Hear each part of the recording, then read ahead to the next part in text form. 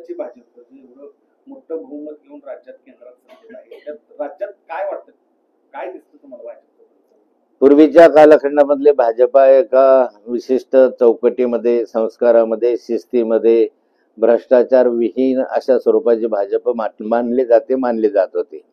नेहमीच भारतीय जनता पार्टीचा नारा राहायचा आहे की आम्ही भ्रष्टाचाराला साथ देणार नाही, गुन्हेगारांना साथ देणार नाही. गुन्हेगारी मुक्त शासन अशी गोपीनाथ मुंडेंची घोषणा होती आणि त्यामुळे गुन्हेगारी मुक्त भाजप अशा स्वरूपाचंही त्या कालखंडामध्ये करण्यात आलेलं होतं. भ्रष्टाचारांना संरक्षण त्या कालखंडात दिलं नव्हतं. अगदी एकनाथ खडसेंना सुद्धा क्षमा भाजपने केली नव्हती. नुसता आक्षेप आला, त्या आक्षेपामुळे एकनाथ खडसेंना त्या ठिकाणी राजीनामा द्यावा लागला होता. पण आता अलीकडच्या कालखंडात आक्षेप नाही, आता तर जेलमध्ये जाऊन आलेले, आता दाऊद म्हणजे मुंबईच्या बॉम्बस्फोटामध्ये जे दाऊद इब्राहिम आहे त्याचे हस्तक सलीम कुत्ता याच्याबरोबर नाचणारे बडगुजर यांना आता प्रवेश मिळायला लागला. हे अति झालं. मला वाटतं की हा त्या पक्षाचा प्रश्न आहे. आता भारतीय जनता पार्टीमध्ये 90% लोक हे बाहेरून आलेले आहेत, ज्यांच्यावर ईडीची किंवा अन्य कारवाई केलेली आहे, भ्रष्टाचाराचे अनेक आरोप केलेले आहेत. अजितदादांवर 70,000 कोटी रुपयाच्या घोटाळ्याचे आरोप देवेंद्रजींनी स्वतःच केलेले आहे.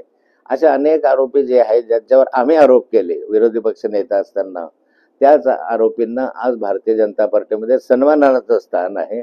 आणि ज्याने उभा आयुष्य भारतीय जनता पार्टीसाठी घातलं, रक्त आटवलं, असे कार्यकर्ते बाकी आज बाजूला पडतायत. तसा लेख लोकसत्तामध्ये मी वाचला. मला वाटतं त्या लेखाशी मी सहमत आहे. राज्यातलं नेतृत्व कारणीभूत आहे, राज्यातलं नेतृत्व कारणीभूत आहे हे सगळं. मला वाटतं राज्य ही परिस्थिती कारणीभूत असते याला, आणि त्याला सगळ्यांचं योगदान असतं. म्हणजे प्रत्येक राज्याच्या नेतृत्वाला जो उपयोग नसतो, त्या ठिकाणी प्रत्यक्ष अप्रत्यक्ष त्याला मदत करणं, हे उचलून धरणं, आणि पक्ष संघटनेमध्ये कोणाला घ्यायचं कोणाला नाही घ्यायचं हे ठरवणारे पण तसे अप्रत्यक्ष जबाबदार असतात. पण भारतीय जनता पार्टीच्या भूमिकेविषयी मी मांडू शकत नाही, कारण मी भारतीय जनता पार्टीचा आता कार्यकर्ता नाही. काय नेमकं वस्तुस्थिती काय? मी अनेक वेळा सांगितलेलं आहे की भारतीय जनता पार्टीमध्ये जाण्याचा माझा प्रश्नच नाहीये. त्याला मी आता पूर्णविराम दिलेला आहे आणि मी राष्ट्रवादी काँग्रेस शरद पवार गटाबरोबर राहणार आहे. हे अनेक वेळा मी माध्यमांसमोर मांडलेलं आहे. पण वारंवार चर्चा होतात, त्यांना मनोरंजन होते, करमणुकी होते. माध्यमांचे काम चालतं. हा, माध्यमांचं चांगलं आहे, त्या माध्यमांची जबाबदारी माध्यमांचं काम आहे आणि त्यामुळे माध्यम त्यासाठी याला कारणीभूत गिरीश महाजनच आहे सगळ्याला.